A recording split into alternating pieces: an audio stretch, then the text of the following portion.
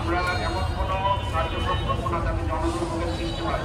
সামনে যারা আছেন হত্যাকাণ্ড ঘটলেও দেশের যে প্রান্তে আসামি লুকিয়ে থাকে সেখান থেকে সরকার বা রাষ্ট্রীয় বাহিনী তাদেরকে তখন সরকারি বাহিনী তারা তাদের কৌশল পরিবর্তন করে সরকারের পেটোয়া বাহিনী, ছাত্রলীগ, যুবলীগ, আওয়ামী লীগ চাঞ্চল্য হত্যা হওয়ার পরেও প্রশাসনের নির্লিপ্ততা, প্রশাসন শহীদ মর্যাদা দান করে।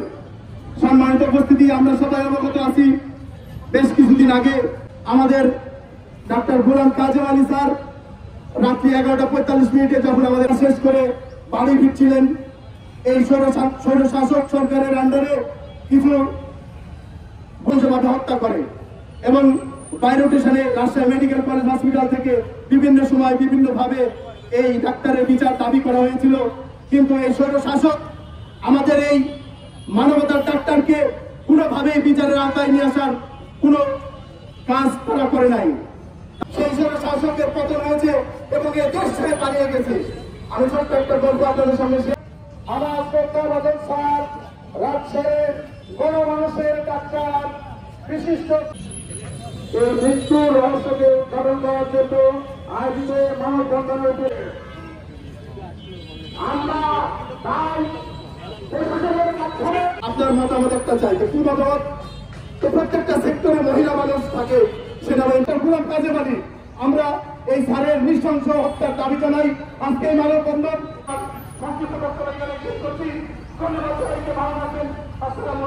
অনেক ব্যক্তি আছেন যারা আমাদের অনেক সুন্দরভাবে কথা বলতে পারেন, কিন্তু কমল সর্বতভাবে আছেন আবেল মাহমুদকে।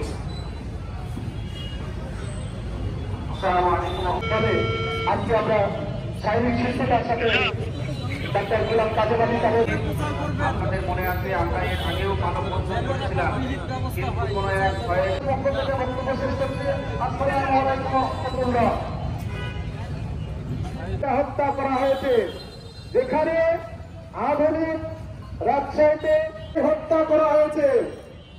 তাদের মূল কাজ ছিল জনগণের একটা আতঙ্ক তৈরি করে। দিন শেষে সমাবেশে মেনে নিতে হয়েছে।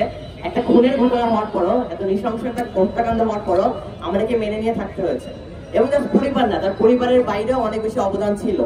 যেমন তিনি যে কোনো ধরনের উন্নয়নমূলক কাজে নিয়োজিত থাকতেন। তার নিজের গ্রাম দেবীনগর তিনি একটা মসজিদ এবং একটা মাদ্রাসা স্থাপন করেছেন। কারো যে কোনো প্রয়োজনে যদি দরকার হতো তিনি আর্থিক, মানসিক এবং শারীরিক সাহায্যে এগিয়ে আসতেন।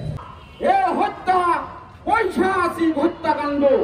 এ হত্যাকাণ্ডের প্রতিবাদে আমরা সেই সময় রাজশাহীর তৌহিদ জনতা আমরা প্রতিবাদ করেছি, আমরা বিচার চেয়েছি, কিন্তু এই বিচার আমরা পাই নাই। তাকে এভাবে মেরে ফেলে দেওয়া হলো এবং আমরা কোনো বিচার পেলাম না। এটা সবচেয়ে দুর্ভাগ্যজনক বিষয়। আমাদের সবার একটা কৌশল, কেন তাকে মারা হলো? সে একজন ভালো চিকিৎসক ছিল, ভালো মানুষ ছিল।